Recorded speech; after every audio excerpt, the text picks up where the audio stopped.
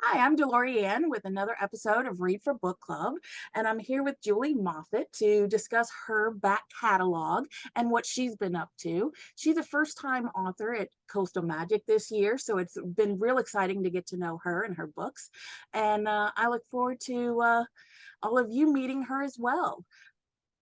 Hi, Julie, how are you? Hi, everybody, and hi, Dorian. How are you? I'm I'm doing great. great. I'm doing great. Is this your first event post the Troubles? Well, I had a readers conference back in October 2021, so that was my first one since the pandemic. Yeah. Yeah, it was fun. It was great. We had a great time. We went up to the Mountain Lake Lodge, which is here in Virginia, which is where I'm from. And we went up there, and it was also where they filmed part of the Dirty Dancing movie there. So we Nice. all danced and read books and had giveaways, had a great weekend. So it was really fun. Oh, that's fabulous. I'd like to read the official bio we have for you on the Coastal Magic website, and that is Julie Moffett is the best-selling author of the geeky Lexi Carmichael mystery series that USA Today says runs a riveting gamut from hilarious to deadly. Julie also writes the young adult White Knight series featuring a teenage hacker girl. Julie writes in the genres of mystery, young adult, historical romance, and paranormal romance. So, Julie, how did you get your start in writing? Well, I actually wrote my first book in the second grade, and it was complete with photos and everything, and it was a romance. It was with Princess Tina and Prince Val, and they met, and at first, he was too bossy, so she didn't like him, but finally he won her over, and so they went and lived forever in their castle. And I sold it for a penny a read on the playground, and I always say that was my first bestseller. Oh my God, that's fabulous. That is so fun. Do you still have a copy of that? I still have that copy. My mom saved it. I got it like maybe 5 years ago. She was like going through all these old boxes. She goes, "These are all your papers and stuff," and I found it in there. I was like, yeah, it was cool. Oh, And I also found like like one of those little school books that you have from like, well, back in the day, we had them for just for first through sixth grade. And then I'm old, so they had only like two options for like things that you could be. If you're when I grow up, if you're a girl, when you grow up, I want to be and then you had mother and stewardess. That was like your only two, or teacher, maybe it was teacher. And then there was a little box for other, right? And so oh, I very carefully in the fourth grade clicked the or checked the box that said other, and I wrote author. So oh, wow. so I think I've known since second grade that that's how I kind of got started for that. So anyway, You need to frame the author prediction because you're winning at life at this point. I know, right? Yay!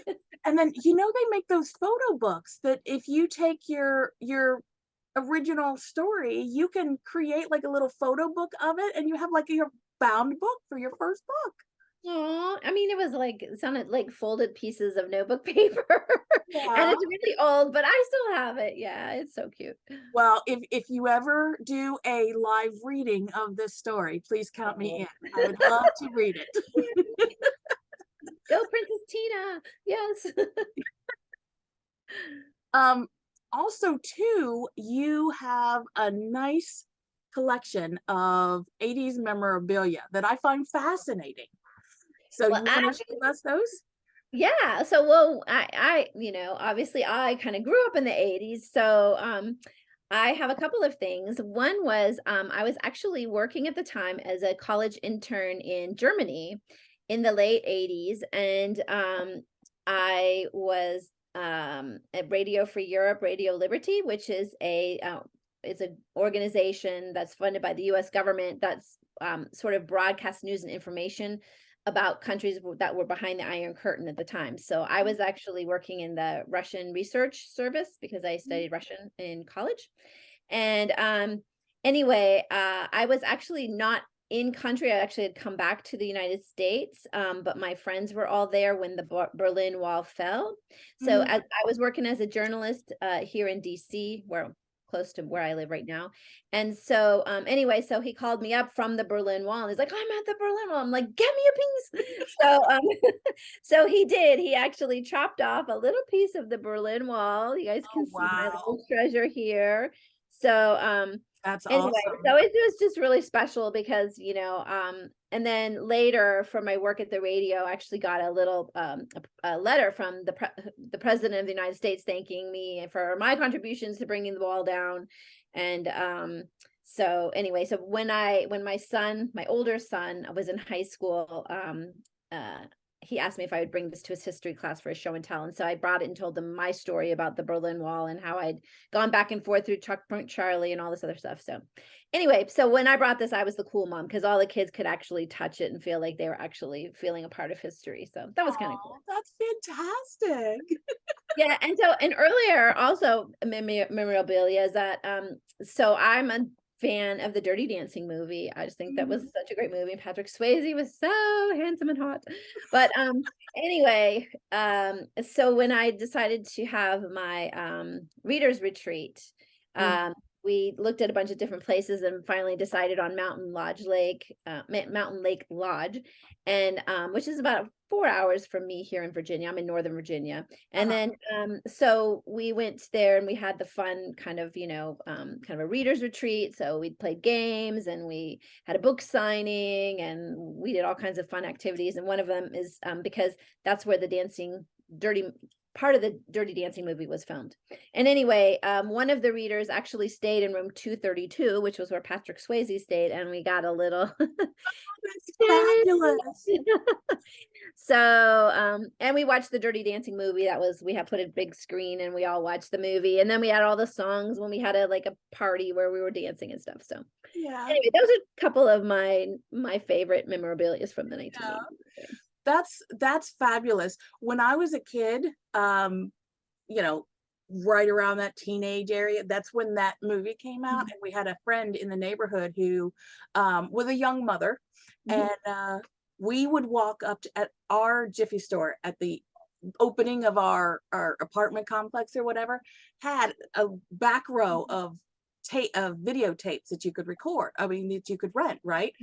So we would go up. She would give us the money to go rent it. We probably rented Dirty Dancing probably 15, 20 times over the summer because Yeah. she she was a young mother. She couldn't leave her baby to go up there. So she would send us up there to get it. And then we would get to watch Again and again. it again and again. So It's it's cool. so it's so funny how much that movie means to people, you I know. know, right? And they're making a sequel. Did you know? Well, Yeah. they made the one sequel. Are they making a new one? Yes, Jennifer Grey will be starring in and directing a new one. Yes, it's actually, I Interesting. believe it's underway. Yes, I believe it's actually underway. So Oh it was my goodness, my yeah, little heart. it was fun. The thing about the Lake Lodge is that they have all the stuff from the movie still there. So like you can Uh-huh. go when you watch the film, you can go see like, oh, that was a prop and we just left it there, like these fences thing or whatever. This is Uh-huh. where she was standing when she carried the watermelon, or and it's really cool. Like this is where they had the scene, where Patrick Swayze is in front of those like cabins and stuff like that. So there's like these little historical markers. This is where he held her up in the, in the water. And there's the little cement block that they built so he could stand on that. Oh, So good. yeah, and all the little, details and stuff like that. So that was really fun. So we all had a really great time. It was really cool. How many pictures do you have of people recreating scenes at that resort? A It was lot. billions. It was a lot. It was a lot. Yes. Oh my goodness, that's great. Well, again, if you would ever like to do a slideshow of those, I would be willing to You're all in. Okay. yeah, I'm all in. Well, speaking of all in, great segue, by the way.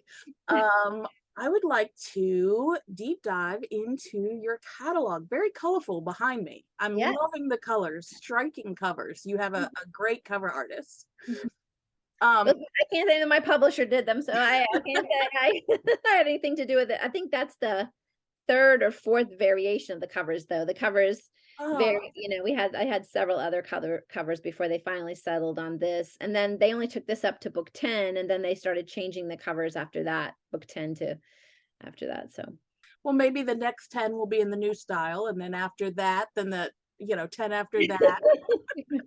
right. Lexi Carmichael, she's going to be on the job for quite some time, I understand. As before we go into individual books, I'd like to let people know that we have the QR code at the top that'll take you straight to Lexi's website, so you can follow along as we do the deep dive on a secondary device. So as a whole, is there anything you would like to say about your body of work before we jump in? I think I mean, I wrote my very first book and got it published. Well, I got my first book published in 1993. So probably some people weren't even born then that are listening to this. But I think even back then, I tried to always create characters that were very strong, women that were very strong and, didn't need saving, just needed to do what they needed to do to get through life and get things done, that they weren't afraid to take risks. And I think even from my first book, that kind of carried through, and no matter what genre. So I think that's kind of one kind of thing that I've always tried to do, and always a little bit of humor. Yeah. So yeah. I've read the prequel and book 1 in the Lexi Carmichael series, and I can definitely attest to that. Very, very nice, well-rounded characters, humor in the right places. I was thrilled. And actually I read this one right here, White Knights, which we'll talk about as well, but it's a YA in Yes. this universe. Yes. And that carried through in that book as well. So great. Yay. I'm glad to know that you think that. That's great. yeah. Okay, so speaking of all of that, we're going to go ahead and jump right into the Lexi Carmichael series. Well, actually, universe, because we do have that YA. Yeah. So, I would like to know how the series came about. Like a spark of an idea, or did the character come to you? How did this universe evolve? Well, so at the time that this started, I was writing the paranormal witch series for Kensington with my sister Sandy. We were writing a trilogy, and so we were kind of was on the last book. I wrote the first book, she wrote the second book, I wrote the third book, and then I was just looking to think about what I wanted to do next, and I really wanted to I loved romance, and that's all I'd written, sort of romance, variation thereof, paranormal romance, time travel romance, historical romance. And I wanted to try something a little bit different, a little more challenging for me personally. So I decided to kind of write more of a international mystery intrigue. And so I wanted it to feature a woman that I kind of a character I'd never really written before, but had a lot of familiarity with, which was somebody that's a little bit on the spectrum, super, super smart, but has a lot of difficulties with social interaction and social skills, but is also a very genuine, authentic person. So, you're not going to get any kind of mishmash with her. You'll always get it real. She's always keeping it real because that's just the way she is.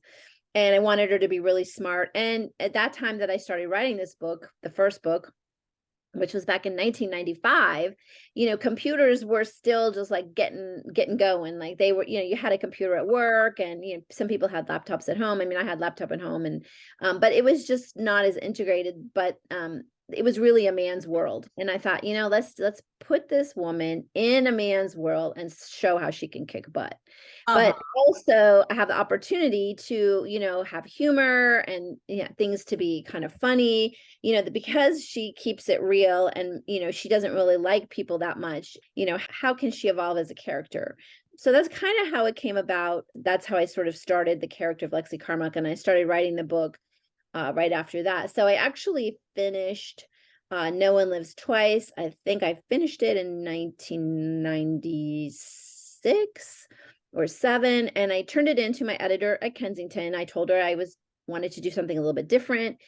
Her name was Kate Duffy. She's passed on since now, but she was a very famous editor in the 80s and 90s. and in romance and also in other genres. She read the book and she absolutely loved it. And she was like, oh my God, this is like so different, very unique, you know, blah, blah, blah. And so she went to marketing with it and they were like, a female hacker? Like, what? That's just so weird. Like, ooh, you know, and this was before Dragon Tattoo, right? And Uh-huh. so they didn't buy it. They said nope. So, and you know, nobody else would look at it because it just was too weird at the time. So I just put it sort of in the proverbial drawer and kind of left it there and, you know, did some other stuff, had baby, you know, stuff like that. And then in 2009, Harlequin formed a digital press called Carina Press. It was when the ebooks starting to come out. People were looking, and so there was a call out, and my agent called me and said, they're really looking for something out of the box. I think, you know, this might fit what you have, you know, that what you wrote before. And so I sent it into Carina, and No One Lives Twice. I sent that into Carina, and it sold in less than 24 hours. So I always say that's my claim to fame, that I was like the fastest acquisition at Carina, you know. Oh, So wow. yeah, and so then it just from there they just kept buying them. So it seems like it's been, you know, so maybe people do want to read about it. Yeah. Being a hacker. So. I think it's fabulous, and you're right. It is something that is only now becoming something that people don't even blink an eye. Woman hacker, yep, Yeah, we can say that. yeah. But at that time, back, you know, what, 20 years ago, people were like, that's just weird, you know. I was like, why? Why? A female can hack just as well as a guy. It's just, are you skilled or you're not, you know?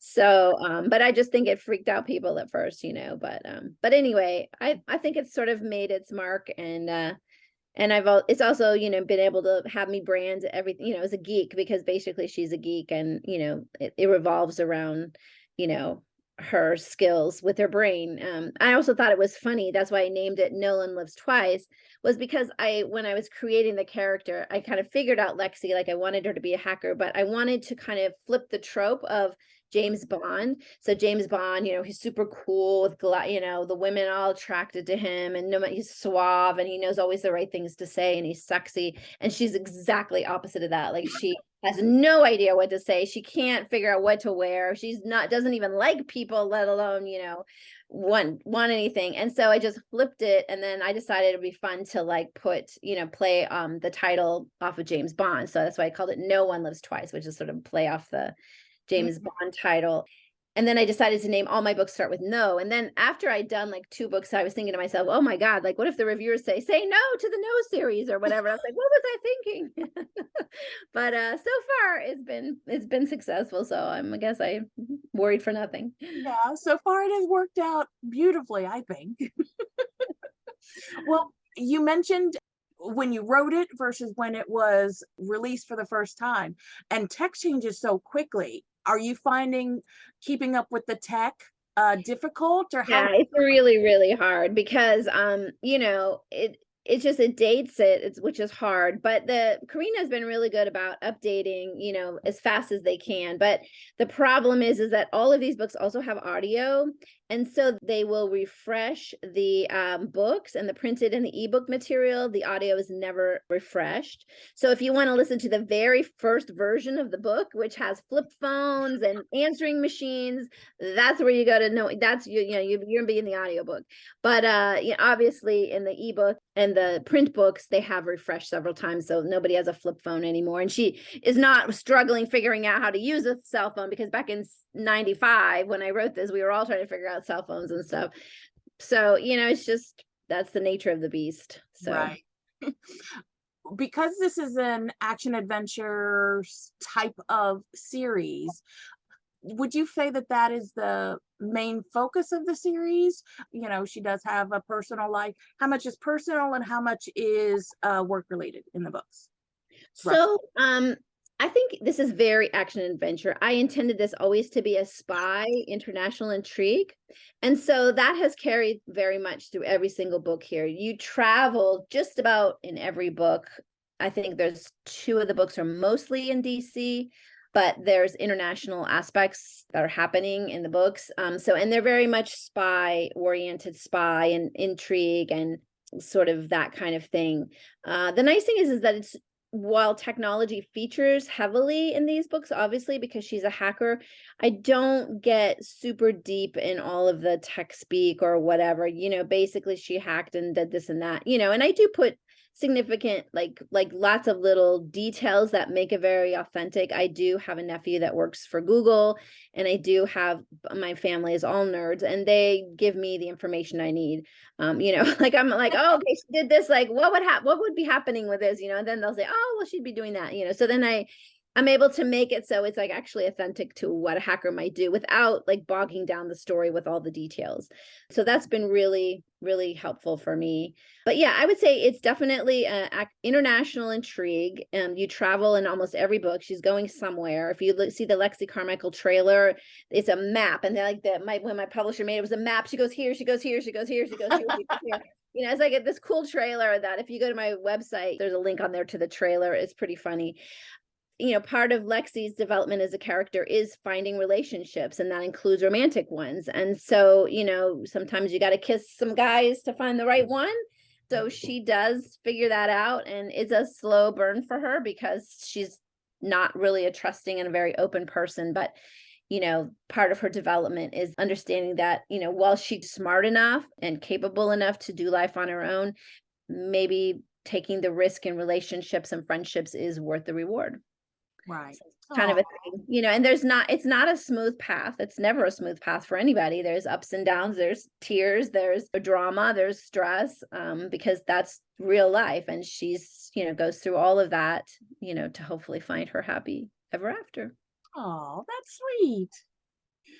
If people see the book No Comment on the second row, that is a freebie that's on your website. How can people best enjoy that? Is that a standalone that they can read as an entry point, or is that something that needs to be read for context? The rest of the book. So it's basically a character interview. So it has the character from my White Knight series, which is a spinoff, which you can see also down there on the slide in the lower right-hand corner. That's my YA spinoff of the series.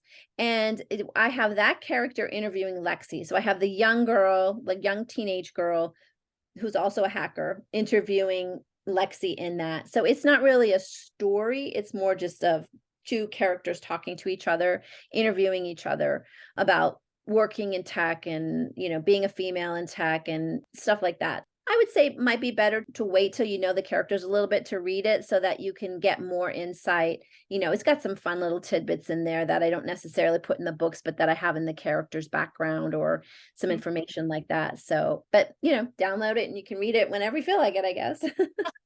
Awesome. And speaking of that White Knight series, that is a series that is an offshoot of the Lexi Carmichael mysteries. It's in the same universe. When do we first meet these characters, and when does this series spin off? And again, you said this is a YA series. To me, when I read it, while it is very much YA appropriate, I enjoyed it just as much as the rest of the series. So the main character from this one is introduced in No Living Soul, which is the 10th book, I believe, or no, the 9th book in the Lexi Carmichael series. There's a new character that gets introduced, and her younger sister is Angel, who is the hacker, and she basically is fangirling over Lexi because she's like, oh, the gold standard for women in hacking, this kind of stuff. And so that's how she's kind of introduced, and her sister's is friends with Lexi, and so that's how they kind of meet, and that takes off. Now the other people that are involved with Angel, actually one of them makes an appearance in book 5 of Lexi, No Test for the Wicked. That particular book takes place when Lexi, who works at this point for a private company, and her company is hired to find some kids that are inside the school that are hacking into the school computer system, and they're changing things and changing grades and setting off fire alarms and all this other kind of stuff. So they ask her to go undercover as a student there, find out who's doing all the hacking, and figure out how they can put a stop to it. And Right. so that characters that appear in White Knights are also in that high school. So that's how she gets those as well. So Angel also goes to that high school, even though Angel doesn't make an appearance in that book. Right. So I'd like to point out No Money Down. That's a prequel for the whole universe, right? Right. I wrote that book because I was in the middle of actually, I was in the middle. I was actually finishing up book 3 in the Lexi Carmichael series, No Place Like Rome. And my publisher called me and said, we want you to write a novella in the Lexi series so that, we can put out a book that has like 3 novellas from series that we're running right now at Karina. And I was like, wait, what? Because my series is very like, there's no space in between. Like everything is very organized. I had a very detailed arc. I'm Mhm. like a very, meticulous planner and things like that. And I was like, I don't have any room between book 3 and book 4 to write another story. Because things are developing in the way that I've intended it to, and I can't just like throw in a story. So Right. so I was trying to figure out how to do that, and I decided to write a prequel, which is how she met some of the people that you meet in book 1. No one lives twice. So so they put it as book 2.5 because it came out between No One to Trust and No Place Like Rome, even though it's a prequel. So it's a bit kind of confusing, but you put it in exactly the right order. So you can start with that. A lot of people didn't read it until later, but yeah, and that's a novella, so it's a pretty long novella too. I think mine was the longest of the novellas. I just write kind of long because I Oh, write, I like to have lots of twists and turns and red herrings and things like that. And as well as like really fun action scenes. So, yeah. and of course we have the romance, so that's fun too. I And gotta put it all in one book. uh, and it works. It works. Thank you. And then No Vow Broken. That is the one that you're working on now, right? I turned it in last night to my Yay. last night. We're not even 24 hours from me turning in that book to my editor. So yes, thank Very God. awesome. Ah, So for this series, I'm assuming Lexi Carmichael is still ongoing.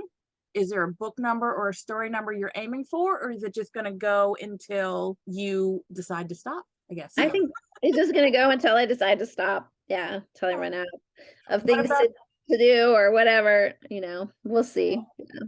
what about the White Knight series? Is that a complete trilogy or is that ongoing as well? So it might be ongoing. I have a full-time job and I'm also a single mom of a teenager now. And it's just like it's so much to do. For me, it's just enough. Like I write about 1 book a year. And in Mhm. this case, it's actually been a year and a couple of months since No Escape came out. So it's just hard for me. I just have to, I have like no life. So I'm trying to find a better life work balance. Yeah, so I think for right now, it's just gonna stay the 3 until I just find some time. Maybe when I retire, I'll have a lot more time to fill in, I would like to continue the series. I just at this point, I'm not sure that I can successfully do both. Right. Okay. Is there anything else you'd like to share about these books before we move on to the next slide? It is a lot of action and adventure and some, emotional moods and romance. But it's also funny. Like I always try to find the humor in life. And I also think a good book has good relationships, good characters, and humor because that's what life is. So I want it to just be a good reflection of life and, fun. Awesome. Well, congratulations on the series. I've been hearing great things from the people who have read deeper into the series. So you definitely have some fans in Lexi Carmichael. Lexi would be glad to hear that. Okay, so we're going to go next to your historical and time travel books. You've got 2 standalones, you've got a duology, and then if you'd like, let's start with the trilogy with a bonus that you wrote with your sister. Yeah, the McKinnis Legacy series. Yeah. So that series came about because my sister, who is also a writer, she and I thought it would be fun to try to write a series together. The problem is we don't live in the same state. And she lives in Florida and she'll be actually there as well. So she's going to be my roommate at the conference.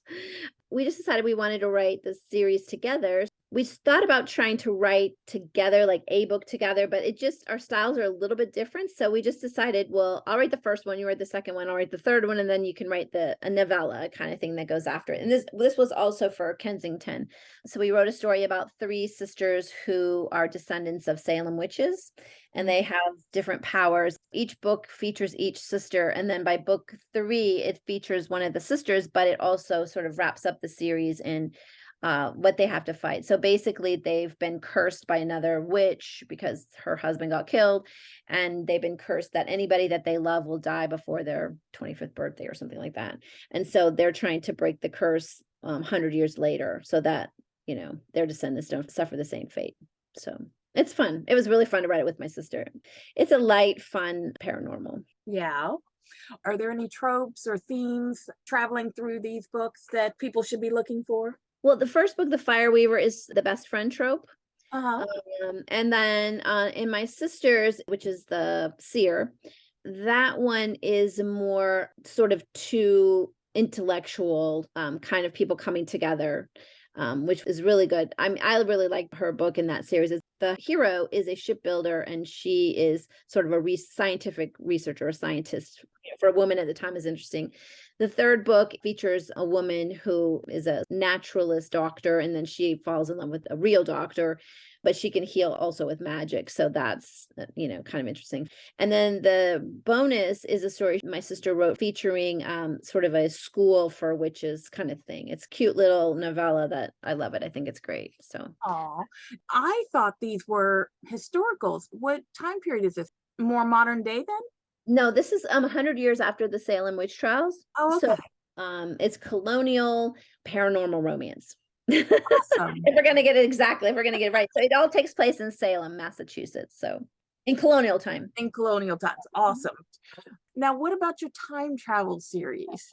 So the time travel series I wrote in the 90s. Hmm. In the late 90s, I wrote the first book, A Double-Edged Blade. And because time travels were so hot in the 90s, and my publisher was like, because I'd written a couple of historical romances for them, and they were like, can you write a time travel? And I'm like, I guess. And so I wrote A Double-Edged Blade for them. And then I got so much fan mail because I had sort of a twist at the end. And back in those days, you got it, you know, people had to send a letter to your publisher. That's how old I am. So my publisher was inundated with all these letters. Oh, what happens next? And what about this? And what about that? So they said, can you just like write a sequel? And I was like, oh, I didn't even think about that. So I figured out a sequel, and I wrote the sequel, and the sequel actually like won all these awards. It was crazy. Like I didn't even know. Like I'm like, what? And so it won like the best paranormal of, what was it, 2002 or something. And then it was like the best of all of the paranormal prism, because I think it won the prism for the best of the best or whatever. And so it was like crazy. So I was like, oh well, I guess I like this time travel thing worked out. So anyway, so yeah, so that was fun. Any plans to revisit this time travel theme, or we're sticking with Lexi for the moment, We're right? staying with Lexi for the moment. Yeah. And just to be clear, because I forgot to mention the McKenna series, that's a complete Yeah. series as well, right? That's Okay. right. That's right. Okay, so then that brings us to our standalones. So if you could tell us where these stories came from. So The Thorn and the Thistle is a straight up Scottish historical romance. And this was my fourth book. So you don't even have my first three books, or my first two books, because they went out of print and I got the rights back to them, but they were my first two books, and I'm just too embarrassed to put them back out again as is. No. Oh, they would need considerable significant work because I'm not the writer I was 25 years ago, right? So I'm like, I'm reading them going, oh no. So I'm like, they're not, but they're actually like the rare volumes. Like if you can find one, you know, people are like, oh, I found your first book. I'm like, oh, but anyway, so this was The Thorn and the Thistle was my fourth book. And actually, my publisher Leisure at the time, they went under and then became Dorchester. And then basically I got the rights back to that book, but I ended up selling The Thorn and the Thistle to Carina Press. And also Her Kilt-Clad Rogue is a novella. It's not a full standalone. The Thorn and the Thistle is a full book. Her Kilt-Clad Rogue is a novella that I wrote for Kensington, and it's also a Scottish historical romance. So those two that are together, those are both Scottish romances. Her Kilt-Clad Rogue is a governess trope, and The Thorn and the Thistle is an enemies to lovers trope. Nice. I know your Lexi Carmichael universe is in audio or will be in audio as that progresses. Are any of these in audio? The Thorn and the Thistle and Her Kilt-Clad Rogue are both in audio, I believe. Okay. I think both of the two Scottish ones are in audio, I do believe. Yeah. Is there anything else about these books you'd like to mention? It's fun to go back and read them sometimes, but, I feel like I was still learning a lot about writing and myself as a writer and stuff in some of the earlier books, but I'm actually really proud of all of them. They all have their special places, I think. So, they're Yeah. fun.